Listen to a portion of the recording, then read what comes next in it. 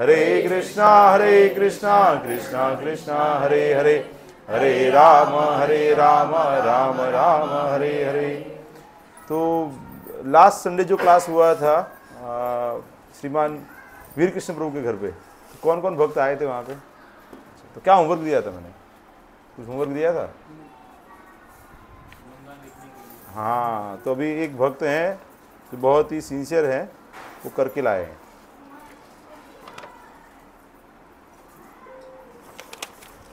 पूरा एक पेज लिख दिया उन्होंने। ऋषिकेश प्रिय प्रभु जी ने लिखा है, ऋषिकेश प्रभु। तो उन्होंने लिखा है, मेरे लिए बहुत लंबा लिखा है, मैं वो नहीं पढ़ूंगा, नहीं पढ़ना चाहिए, अपने गुणगान नहीं पढ़ने चाहिए कभी, ठीक है? वो पढ़ सकते हैं लेकिन अपना गुणगान नहीं करना चाहिए। अभी दूसरा से चालू करूंगा। भद्र कृष्ण प्रभु के बारे में बताया है। बुद्धिमान है, ईमानदार है, डिसिप्लिन अनुशासन में मानते हैं, नम्र है, सेवाभावी है, शांत, सरल, सहिष्णु, प्रबंध करता है मतलब मैनेजमेंट करते हैं, और अच्छे वक्ता भी है मतलब क्लास भी ले सकते हैं। पद्मानंद कृष्ण प्रभु के बारे में, पद्मानंद कृष्ण प्रभु किधर है? अंदर चले गए। बुद्धिमान, अनुशासन, प्रबंधता, सेवाभावी, सरल, शांत, नम्र, सहिष्णु और अच्छे वक्ता भी हैं, ईमानदार भी हैं। वीर कृष्ण प्रभु सेवाभावी, ईमानदार, दया का भाव है उनके अंदर एडिशनल, गंभीर है, नम्र है, स्पष्ट वक्ता है, प्रबंधक करता है, अनुशासन है। फिर ये कौन से प्रभु का नाम लिखा है? रवि प्रभु। तो उनके अंदर भी शांत, सरल, सेवाभावी, स्पष्ट, गंभीर, ईमानदार, अनुशासन, बुद्धिमान। वैसे ही आदित्य प्रभु, मनीष रॉय प्रभु, पवन प्रभु, निमेश प्रभु, राहुल प्रभु, काफ़ी सभी भक्तों के बारे में लिखा है। मैं अभी नहीं पढ़ रहा हूँ। कहने का मतलब क्या है, उन्होंने एक एक गुण के बारे में सोचा है और वो सारे गुणों के बारे में उन्होंने मेंशन किया है। तो कहने का मतलब क्या है कि जब हम भक्तों के अंदर रहे अच्छे गुणों को ढूंढ पाएंगे तो हम उनको सराह पाएंगे, और जब उनको सराह पाएंगे तो धीरे धीरे वो सारे गुण हमारे अंदर आ जाएंगे। गारंटी है, वारंटी नहीं है, प्रभुपाद का गारंटी है। इसलिए तो प्रभुपाद बताते हैं भक्तों के संग में रहो। भक्तों का संग क्यों करना है? क्योंकि भक्तों के अंदर अच्छे गुण हैं। बाहर जाएंगे तो असुर हैं सब, आप देखेंगे ना। बाहर जाएंगे आप, भौतिक जगत में चले जाएंगे जहाँ पे सब भक्ति नहीं कर रहे, तो वहाँ पे वही कंपटीशन है, कैसे मैं ज़्यादा कुछ कर लूँ, ज़्यादा पद प्रतिष्ठा प्राप्त करूँ। यहाँ पे क्या करते हैं? उल्टा रहते हैं। नहीं प्रभु जी आप पहले लो, आपके लिए है। हरे कृष्णा। तो ये हमें क्या करना चाहिए? अगर ये होमवर्क नहीं किया है तो अभी 2 दिन का समय है आपके पास, ठीक है? संडे तक कर लेंगे, ठीक है? और इन्होंने गुण लिखे, आप एक या 2 गुण मेन है वो भी लिख सकते हैं। जिससे सब में बहुत गुण रहते हैं, लेकिन आपको जो गुण आपको प्रभावित करता है, समझ रहे हैं? जैसे ऋषिकेश प्रभु हैं तो उनके अंदर सेवा का भाव बहुत ज्यादा है। बाकी सब गुण हैं उनके अंदर, लेकिन मुख्य गुण क्या है? तो सेवा करनी बहुत अच्छी लगती है। आप देखेंगे, आपको पता है, सबको पता है, उनको ना बोलना पड़ता है कि भाई अभी प्रभु आप थोड़ा, आप भी प्रसाद ले लो, ठीक है? तो अभी हम कहाँ तक लिया था? कितना श्लोक तक लिया था हमने? 17 तक लिया था, 16 तक लिया था हमने, 16 तक लिया था ना, 17 से बाकी है। पहले अध्याय का पहला श्लोक कौन बताएंगे? धृतराष्ट्र उवाच धर्मक्षेत्रे कुरुक्षेत्रे समवेदायुयुत्सवः मां कहा पांडवाश्चैव किम कुर्वत संजय। और दूसरे अध्याय का 13वां श्लोक कौन बताएंगे? देहिनोऽस्मिन् यथा देहे कौमारं यौवनं जरा तथा देहांतर प्राप्तिस् धीरस्तत्र न मुह्यति। फिर 7 नंबर का श्लोक कौन बताएंगे?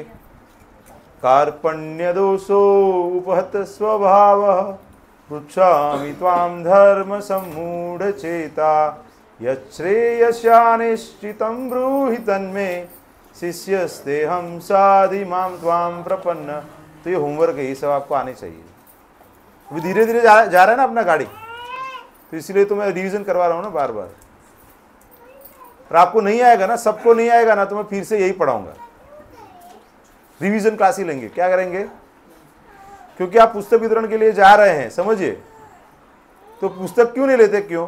क्योंकि क्या उनको विश्वास नहीं आता है कि आपको ये ज्ञान पता है। उनको लगता है आप पढ़ते नहीं, सिर्फ बेचने के लिए आ जाते हो, बोलते ना कुछ लोग।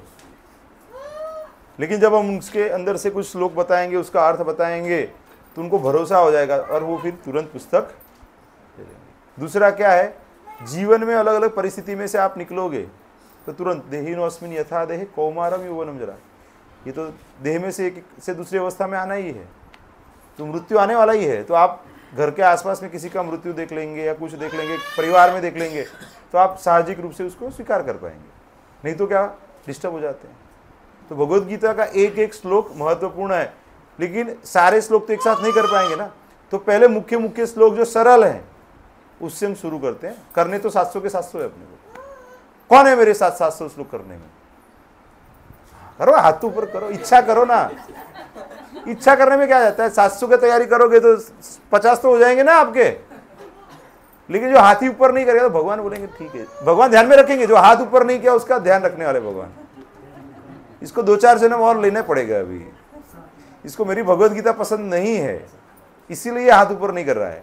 या आलसी है क्या ये, ऐसा भगवान सोचेंगे। हाथ ऊपर करने में, इच्छा करने में भी आलस कर रहा है। कलयुग में यही सबसे बड़ा गुण है कि आप भगवान की सेवा पूजा करने की इच्छा करेंगे तो भगवान कृपा कर देते हैं। पहले के समय में खुद करना पड़ता था, भगवान की इतनी कृपा नहीं रहती थी। कलयुग के जीवों के लिए भगवान बहुत कृपालु हैं, तो कृपा को हमें महसूस करना है। आज का श्लोक है 17 नंबर का ना। अविनाशी तु तद्विद्धि येन सर्वमिदं ततं विनाश अव्ययस्यास्य न कश्चित् कर्तुमर्हति। तो उसका अनुवाद देते हैं, अविनाशी नाश रहित, तू लेकिन, तत् उसे, विद्धि जानो, ये न जिससे, सर्वम संपूर्ण शरीर, इदम यह, ततम परिव्याप्त, विनाशम नाश, अव्ययस्य अविनाशी का, अस्य इस, न कश्चित कोई भी नहीं, कर्तुम करने के लिए, अर्हति समर्थ है। अनुवाद एवं तात्पर्य श्री प्रभुपाद जी के द्वारा। श्री प्रभुपाद की। तो अब इतना जय क्यों करते प्रभुपाद का? कभी विचार आता है आपको? करते हैं ना हम, जब भी प्रभुपाद के बारे में करते थे, जय Prabhupada, all glories to Shri Prabhupada. तो कृष्ण की भी जय नहीं करते हम लोग, क्यों करते इतना? विचार आया आपको कभी? हाँ, ऐसे है ना, यदि प्रभुपाद न होए तो, प्रभुपाद नहीं होते तो हम नहीं होते यहाँ पे, तो कृष्ण के साथ हमारा संपर्क भी नहीं होता ना। तो प्रभुपाद ऐसे महान आचार्य हैं, उनकी कृपा से ही। और भगवान को जब हम उनका गुणगान करते, उससे ज़्यादा उनके महान भक्तों का गुणगान करते ज़्यादा पसंद है। जैसे हमारे बच्चे के बारे में कोई बताएंगे तो हमको और अच्छा लगता है। हमारे बारे में तो ठीक है चलो, लेकिन हमारे बच्चे, अरे ये आपका बच्चा तो बहुत अच्छा सेवा करता है, बहुत अच्छा भक्त है ये। तो ऐसे ही भगवान को अपने जो प्रिय भक्त हैं उनका गुणगान जब होता है तो और आनंदित हो जाते हैं। दूसरा कैसा है कि कृष्ण की कृपा कुछ कुछ लोगों को ही मिलती है, लेकिन प्रभुपाद ने सबको कृपा दी है, जिसको हम नहीं सोच सकते ना, वैसे लोगों को भी प्रभुपाद जी ने कृपा दी है। और ऐसे लोग खुद जब इंटरव्यू में भी बताया कि प्रभुपाद की वजह से मैं आया हूँ, उनकी पुस्तक को पढ़ के आया हूँ, उनके भक्तों के संपर्क में आके आया हूँ, उनका कीर्तन सुन लिया और मैं आ गया हूँ। तो कैसे ना कैसे करके लोग प्रभुपाद की वजह से जुड़े हैं। This is just the beginning. अभी तो जितने भक्त है तो शुरुआत है, अभी तो और हजारों गुना भक्त जुड़ने वाले हैं। तो आप बाद में अभी 15-20 साल बाद देखेंगे तो आपको लगे अरे इतने भक्त, मतलब अरे बढ़िया है। जैसे देखते ना कोई सेल लग रहा है तो लोग आते जाते, तो यदि शुरुआती है अभी। तो बताते हैं कि जो सारे शरीर में व्याप्त है उसे ही तुम अविनाशी समझो, उस अव्यय आत्मा को नष्ट करने में कोई भी समर्थ नहीं है। तो यहाँ पे मैंने जैसे आपको बताया था 11 से लेके 30 तक के जो श्लोक है ना वो आत्मा का विज्ञान, बेसिक जो आत्मा के बारे में है वो सब बेसिक चीजें बताए। तो यहाँ पे क्या बताया कि जो आत्मा है उसको अविनाशी समझना, उसका कभी विनाश नहीं हो सकता, सनातन है ना। हमारा स्वरूप कैसा है? सच्चिदानंद, सत मतलब इटर्नल, सनातन, तो उसको कभी नाश नहीं कर सकते, कोई समर्थ नहीं है। क्यों समझा रहे हैं ऐसा? क्योंकि जब तक हम ये शरीर के धरातल पर रहेंगे तब तक ये सब उद्देश्यों को अच्छे से समझ नहीं पाएंगे। तो पहले तो थियोरेटिकली समझना पड़ेगा कि हम शरीर नहीं है, हम आत्मा है। अभी हम महसूस शायद नहीं कर पा रहे हैं कि हम आत्मा है, हम वो दिव्य स्तर पे नहीं है, लेकिन एटलीस्ट थियोरेटिकली समझेंगे तो ये सब चीज़ों को अच्छे से समझ पाएंगे। कई बार बोलते हैं ना कि ये सब तो ठीक है लेकिन करना क्या है, तो प्रभुपाद जी ने बहुत सरल कर दिया ना, ABCD दे दिया। वो अच्छे से ABCD करेंगे ना तो सब कुछ हो जाएगा। जो उपदेशामृत का सबसे पहला श्लोक है ना, वाचो वेगम मनसा क्रोध वेगम जीवा वेगम उदरोपस्थ वेगम एतान वेगान यो विषहेत धीर सर्वमपि पृथ्वी से शिष्या। तो प्रभुपाद जी ने ऐसे प्रोसेस दिया कि सारी इंद्रिया कंट्रोल में आ जाए और वह व्यक्ति गुरु के पद पे आ जाए। आप देख सकते हैं ना, गुरु के पद पे आना इतना सरल नहीं है, लेकिन ऐसे ऐसे भक्त जिनका कोई क्वालिफिकेशन नहीं था, लेकिन प्रभुपाद ने ऐसा नियम दिया, बेसिक नियम 4 नियम दे दिया उन्होंने, और 16 माला जप करना और सेवाएं दे दी उनको अलग अलग। तो वो उत्तम अधिकारी बन गए, सब एकदम प्रचारक बन गए और सन्यासी बन गए, वो लेवल तक पहुंच गए। कैसे पहुंच गए? प्रभुपाद ने क्या किया? एकदम सरल बना दिया। पूरा शास्त्र का जो सार है ना वो एकदम सरल करके दे दिया। आप देखेंगे ना कि जो व्यक्ति सिर्फ प्रसाद ग्रहण करता है, जो व्यक्ति भक्तों का संग करता है, जो व्यक्ति प्रभुपाद के पुस्तकों को पढ़ता है, जो माला करता है, इतना 4 चीजें जो करेगा ना वो बच के रहेगा अपने आप। और बच के रहेगा तो क्या हो जाएगा? उसका सारे इंद्रियों पे संयम आ जाएगा, और फिर क्या करेगा? वो जो बोलेगा ना उसमें प्रभाव आएगा। अगर वो कर रहा है और बोल भी रहा है, जो प्रभुपाद इतना प्रचार क्यों कर पाए? क्योंकि प्रभुपाद जी शुद्ध भक्त हैं और उनकी वजह से जो बोलते थे वो हो जाता था। आप सोचिए, अभी पूरा एक जिंदगी एक घर 2 घर बनाने में चला जाता है हमारा, सही कि नहीं? कितना घर? तो 1000 स्क्वायर फीट, 2000, 5000 स्क्वायर फीट, ज़्यादातर इससे बड़ा घर किसी का नहीं होता है। प्रभुपाद जी ने मंदिर कैसे बनाए? क्योंकि वो, और बेसिक शिक्षा यही दिया है कि आप शरीर नहीं हो, आप आत्मा हो। उससे ज़्यादा प्रभुपाद जी ने ज़्यादा बताया नहीं है। प्रभुपाद जी को पता है कि हमारा स्तर क्या है। वो राधा कृष्ण की लीला हम नहीं समझ पाएंगे, पहले तो हम अपना स्तर तो समझ लें कि हम शरीर नहीं है, हम आत्मा है। इस श्लोक में संपूर्ण शरीर में व्याप्त आत्मा की प्रकृति का अधिक स्पष्ट वर्णन हुआ है। सभी लोग समझते हैं कि सारे शरीर में व्याप्त है वह चेतना है, मतलब consciousness is the symptom of presence of soul. शरीर में अगर आप देखेंगे कि चेतना नहीं है तो उससे हम बोल सकते हैं कि मर गया है। मर गया मतलब आत्मा वहां से निकल गया। तो आत्मा का लक्षण क्या है? चेतना है।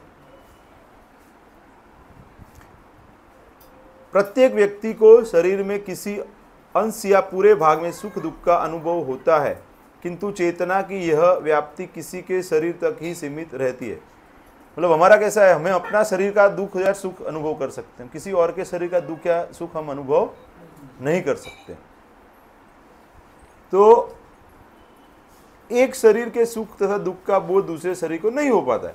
फलतः प्रत्येक शरीर में व्यष्टि आत्मा है और इस आत्मा की उपस्थिति का लक्षण व्यष्टि चेतना द्वारा परिलक्षित होता है, इंडिविजुअल है। इस आत्मा को बाल के अग्र भाग के 10,000वें भाग के तुल्य बताया जाता है। श्वेताश्वतर उपनिषद में इसकी पुष्टि हुई है।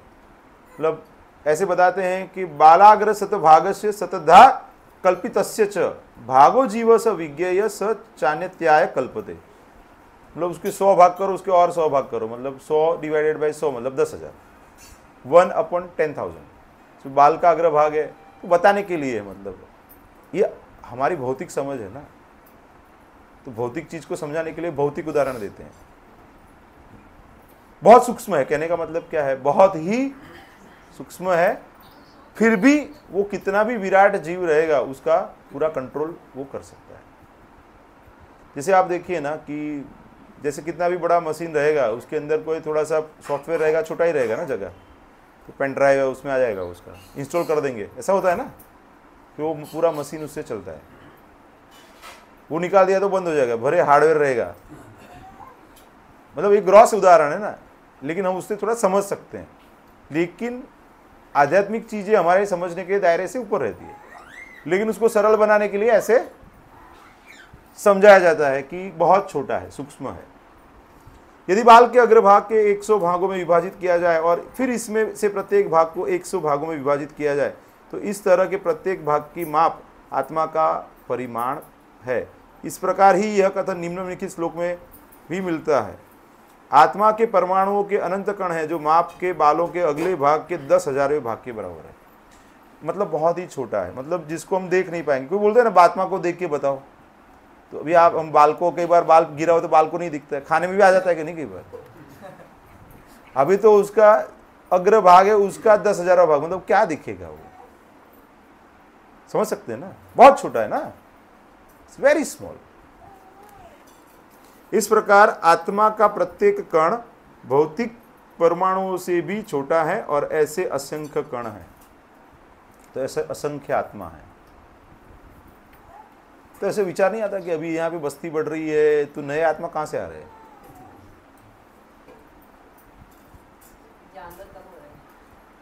ऊपर से आ रहे हैं ना, आध्यात्मिक जगह से इधर आ रहा है, इधर से आध्यात्मिक जगह में जा रहा है, तो इधर चल रहा है। अभी बीरबल को एक बार वो कोई दूसरे देश से आते हैं, तो अकबर बीरबल का तो स्टोरी सुना रहेगा ना, तो एक बार एक पूछते हैं कि भाई आपके राज्य में कौवे कितने हैं, उसकी संख्या सही सही बताओ। तो बीरबल ने बोला ठीक है मैं कल बता देता हूँ आपको। तो आए तो उन्होंने XYZ एक नंबर दे दिया उनको कि इतना इतना हजार इतना 100 ऐसे संख्या है। तो बोले कि लेकिन ऐसे कम हुई, तो देखो आप समझो, अगर कम हुई तो यहाँ के कुछ कौवे दूसरे राज्य के अपने मित्र मंडल को, वो सब परिवार को मिलने गए रहेंगे, ज्यादा हो गए तो बाहर के कौवे इधर आ गए रहेंगे।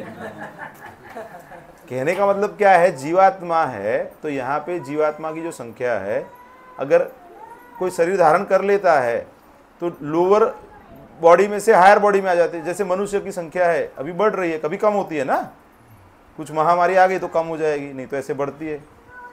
भारत की जनसंख्या जो थी उससे अभी 4 गुना 5 गुना हो गया रहेगा आज़ादी के बाद, ठीक है, 30-40 करोड़ रहेगी, ज़्यादा नहीं रहेगी उस समय पे। तो ऐसा लग सकता है कि मनुष्य की संख्या बढ़ रही है, लेकिन पूरा पृथ्वी में जितने लोग हैं उतना तो जीवाणु हमारे एक शरीर के अंदर में रहते हैं, ठीक है। तो कहने का मतलब क्या है कि उसको हम नाप नहीं सकते, असंख्य कण है। यहां पे बताया ना प्रभुपाद जी ने कि असंख्य कण है।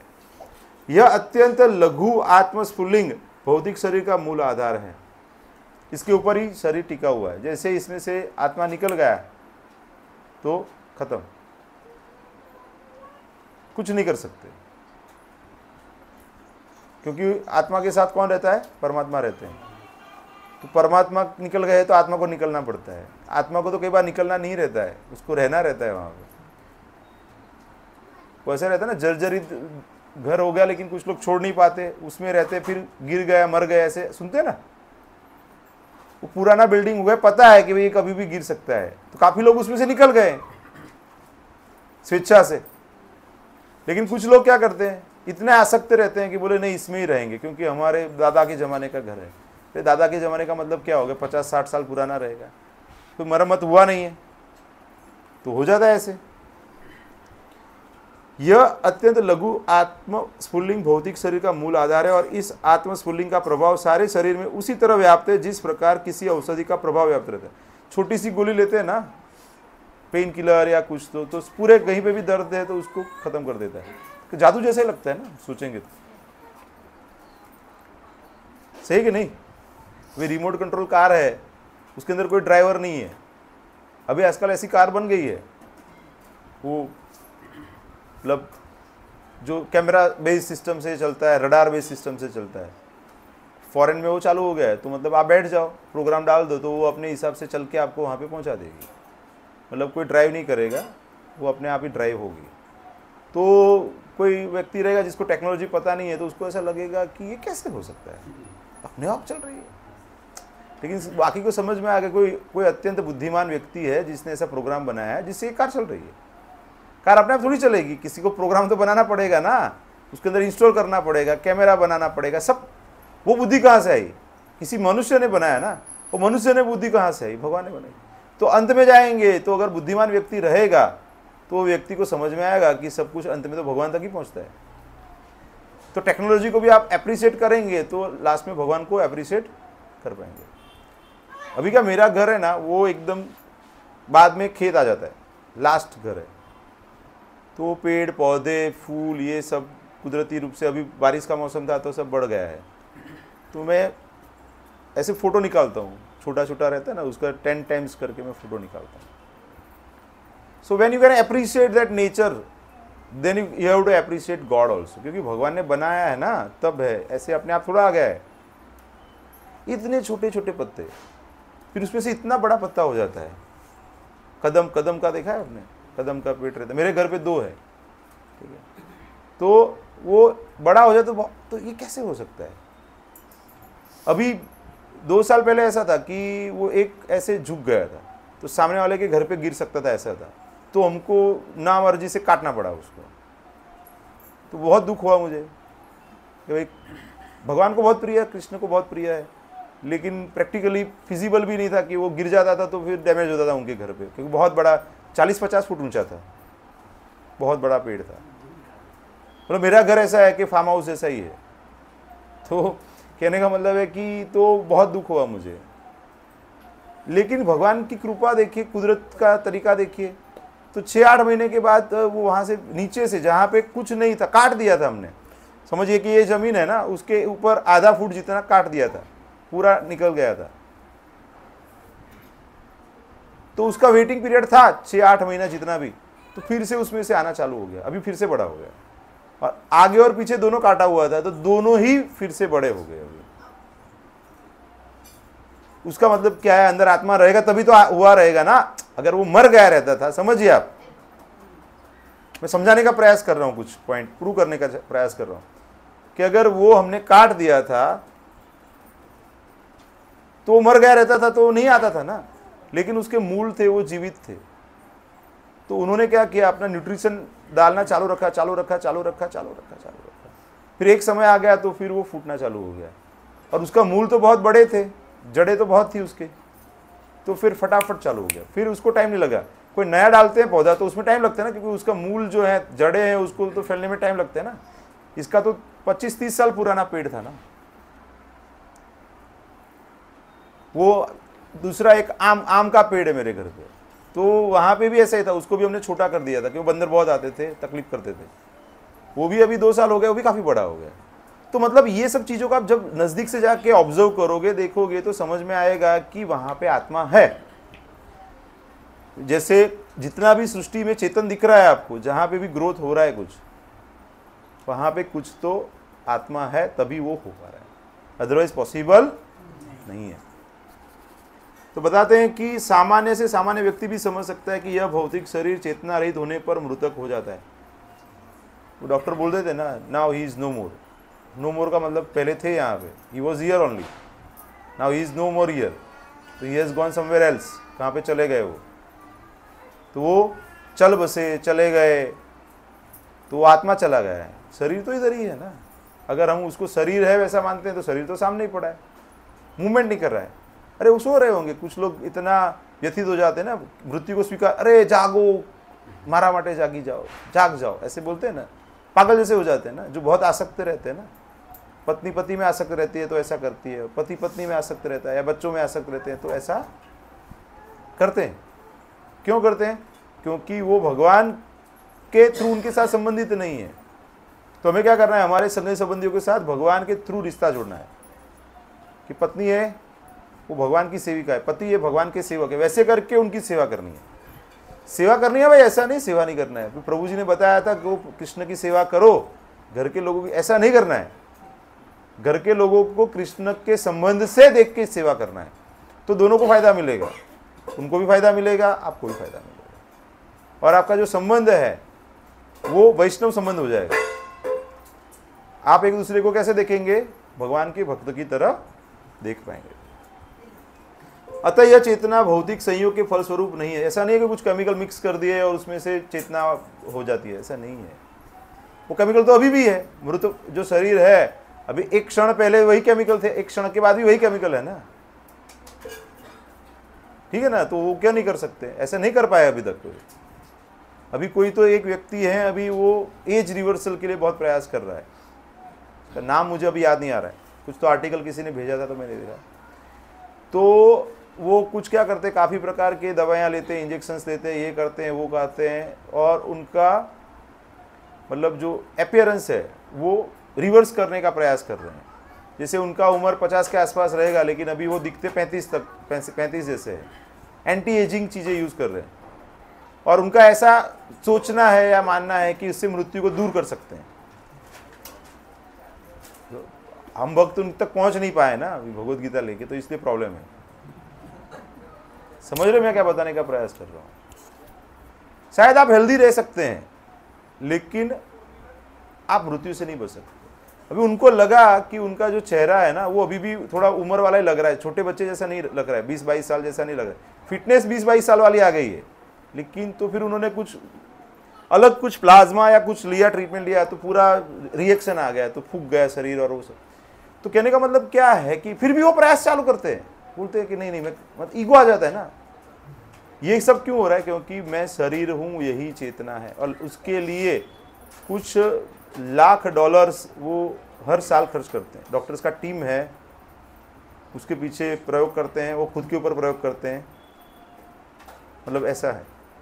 तो आई वाज सरप्राइज्ड कि ऐसे भी व्यक्ति हैं कि जो अपने ऊपर भी प्रयोग करते हैं, क्योंकि मुझे तो ऐसा लग रहा है ऐसा जीवन प्राप्त करके भी क्या करेंगे आप? आपका पूरा जीवन ही प्रयोग के जैसा ही चल रहा है।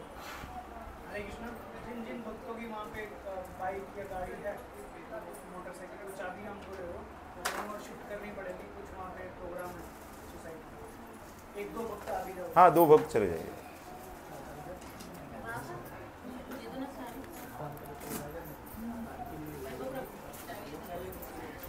आगे बताते हैं कि आत्मा आकार में अणुतुल्य है।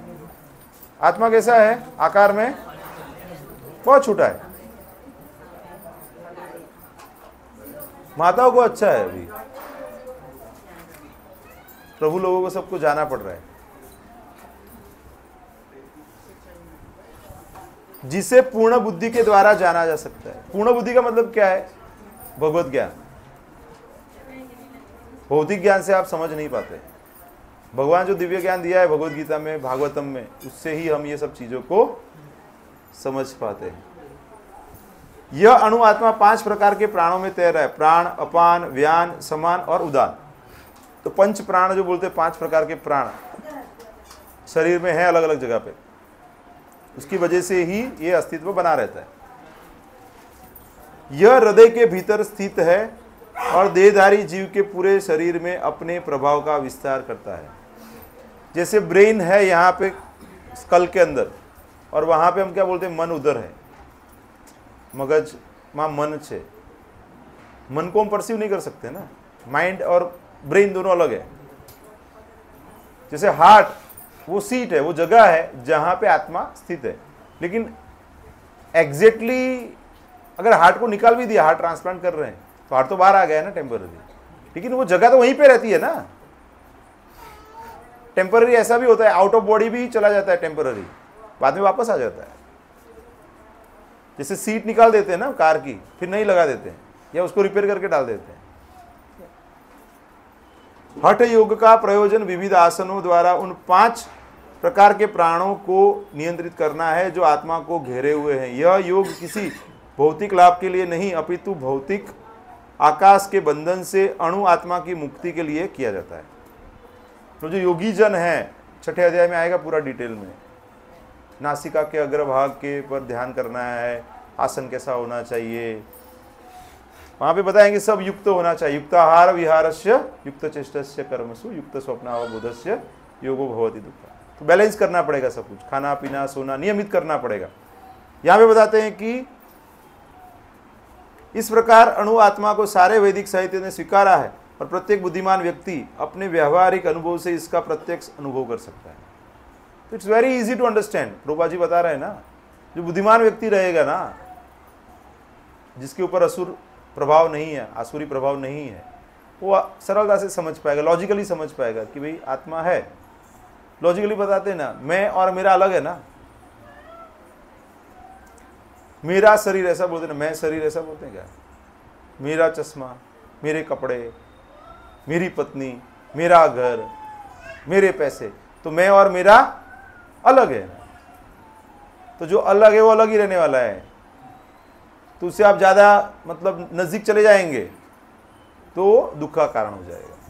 तो उसको अलग ही समझ के उसके साथ व्यवहार करना चाहिए। इसलिए शरीर का दुख जो है ना, वो शरीर का है, आप उसके अंदर है इसलिए महसूस कर रहे हो। जितना ज़्यादा शरीर के साथ संबंधित रहोगे उतना ज़्यादा महसूस करोगे, जितना कम संबंधित रहोगे उतना आप कम महसूस करोगे। दुख रहेगा। भगवान बताते ना, समय सुखे दुखे समय कृत्वा, सुख और दुख में कैसे समान रहना चाहिए। जैसे लोलक घड़ी रहता है ना, ऐसे आंदोलित करते हैं, ऐसे ऐसे समझो, वो इधर इतना जाएगा ना तो इधर भी ऐसे इतना ही जाएगा। तो आपको क्या करना है कि आप जितना कम इधर जाएंगे इतना कम इधर जाएंगे। मतलब आप ज़्यादा कोई खुशी में ज़्यादा नहीं करेंगे ना तो उतना ही दुखी भी नहीं होंगे ना। कोई परिस्थिति में आप ज़्यादा दुखी नहीं होंगे तो इतने सुखी भी नहीं होंगे। सेम है ना। तो समत्व में आ जाएंगे। कहने का मतलब क्या है? समत्व ही एक प्रकार का योग है, सभी चीज़ों को समान भाव से स्वीकार करना। और कब कर पाएंगे? कि जब भगवान उससे हमें कुछ सिखाने का प्रयास कर रहे हैं ऐसा समझेंगे तो वो सारी चीज़ों को तो हम सरलता से सीख लेंगे। कोई टीचर है ना, तो कोई एग्जाम लेते हैं तो कुछ सिखाने के लिए लेते हैं ना। एग्जाम लेना मेन पर्पस नहीं है ना, समझो। एग्जाम लेने का पर्पस क्या रहता है? कि उससे आप कुछ सीखो, कुछ लेसन सीखो। तो यहाँ पे लेसन क्या है? कि भगवान की ओर जाना है। तो भगवान के प्रति हमारी श्रद्धा और बढ़नी चाहिए। जितनी तकलीफों में से हम, अगर किसी के जीवन में तकलीफ नहीं है तो समझना चाहिए कि अभी आप क्वालिफाइड नहीं हो भगवत प्राप्ति के लिए। अगर आपके जीवन में तकलीफें हैं तो समझोगे भगवान की कृपा आपके ऊपर है कि भगवान अभी टेस्टिंग चालू कर दिया आपका। भगवान भागवतम में बताते हैं कि जो मेरा प्रिय भक्त है ना, उसका सब कुछ भौतिक सुख ले लेता हूं मैं। तो अभी आपके साथ ऐसा नहीं हो रहा है, उसका मतलब क्या हो गया? कि अभी दिल्ली दूर है। सही है कि नहीं? लेकिन अगर तकलीफ आ रही है और तकलीफ के बावजूद भी आप उसके साथ जुड़े हुए हैं तो बोल रहे बहुत बढ़िया, अच्छे से कर रहे हो, वेरी गुड। और अभी नेक्स्ट लेवल आएगा, तकलीफ आएगी, उसमें से भी आपको निकलना है और तकलीफ भी आ सकती है। नरसिंह मेहता का नाम सुना है? नरसिंह मेहता के उनकी पत्नी का निधन हो जाता है तो बोलते भलू थयु भागी जंजाड़। कोई बोलेगा ऐसा है? अरे मेरा खाना कौन बनाएगा, बच्चों का ध्यान कौन रखेगा? अभी पत्नी का निधन हो जाएगा तो क्या बोलेंगे? ऐसा ही बोलेंगे ना, सही है ना। पति का निधन हो जाएगा तो अरे बच्चों का कमा के कौन लाएगा, अभी मुझे करना पड़ेगा। मतलब उस समय पे पॉजिटिवली नहीं सोच पाएंगे क्योंकि शरीर से आसक्त है ना, पैसों से आसक्त हैं, घर से आसक्त हैं। लेकिन जो महान भक्त रहते हैं वो हर एक परिस्थिति को क्या कृष्ण की इच्छा के रूप में, कृष्ण की कृपा के रूप में उसको देखते हैं और इसीलिए उनको महान भक्त बोलते हैं ना। हम कनिष्ठ भक्त हैं ना, ऐसे तो भक्त नहीं है, फिर भी अगर गिना जाए तो हम लोग कैसे भक्त हैं? निम्न स्तर के हैं, क्योंकि हम कुछ आगे पीछे एग्जाम आ जाती है तो तुरंत फेल हो जाते हैं। फिर भगवान बोलते ठीक है बाद